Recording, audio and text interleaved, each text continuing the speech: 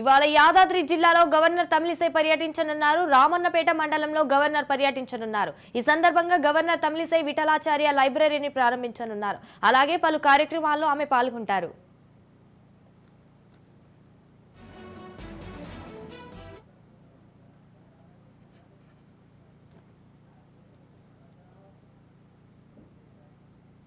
ఇవాళ యాదాద్రి జిల్లాలో గవర్నర్ తమిళిసై పర్యటించనున్నారు. రామన్నపేట మండలంలో గవర్నర్ పర్యటించనున్నారు.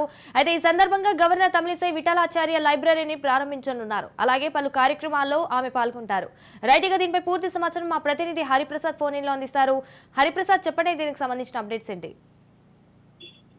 సంజన, ఈ రోజు యాదాద్రి భువనగిరి జిల్లా నకరికల్ నియోజకవర్గంలోని రామన్నపేట మండలం వెల్లంకి గ్రామానికి వస్తున్నారు గవర్నర్ తమిళిసై సౌందరరాజన్. ఆ వెల్లంకి గ్రామానికి సంబంధించిన కూరెల విఠలాచార్యులకు ఇటీవల కాలంలో పద్మశ్రీ అవార్డు వచ్చింది.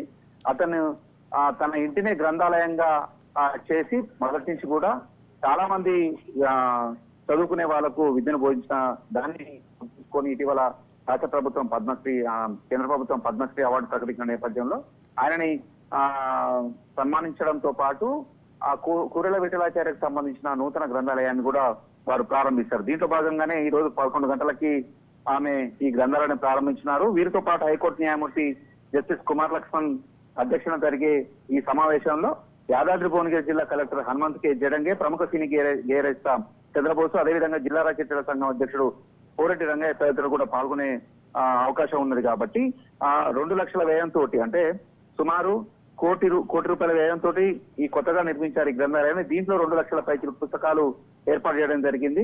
గ్రంథాలయ నూతన భవనము పై అంతస్తులో సభా మందిరం ప్రారంభంతో పాటు కూరెల విఠలాచార్య రచించిన విఠలేశ్వర శతకాన్ని కూడా ఆవిష్కరించనున్నట్టు ఇప్పటికే సంస్థకు సంబంధించిన కూరెల నరసింహాచారి గారు తెలపడం జరిగింది. మధ్యాహ్నం 2 గంటల సమయంలో సాహిత్య సదస్సు కూడా నిర్వహిస్తున్నారు. ఆ సాహిత్య సదస్సుకు ముఖ్య అతిథిగా గవర్నర్ గారితో పాటు నకరికల్ ఎమ్మెల్యే, అంటే నకరికల్ శాసనసభ్యులు వేముల వీరేశం కూడా హాజరవుతారన్నట్టు ఇప్పటికే చెప్పడం జరిగింది. ఇక గవర్నర్ రాకకు సంబంధించి ఆర్డీఓ దగ్గర నుండి కూడా ఇవన్నీ ఏర్పాట్లు కూడా పూర్తి చేయడం జరిగింది. ఉదయం 11 గంటలకు ఇక్కడ చేరుకున్న తర్వాత గ్రంథాలయాన్ని ప్రారంభించిన అనంతరం లంచ్ తర్వాత 2 గంటలకు సాహితీ సదస్సు ఏర్పాటు చేశారు. కాబట్టి ఆ సాహితీ సదస్సులో కూడా గవర్నర్ తమిళిసై పాల్గొనే అవకాశాలు మాత్రం ఉన్నాయి. Sanjana, right, thank you for the updates Hariprasad.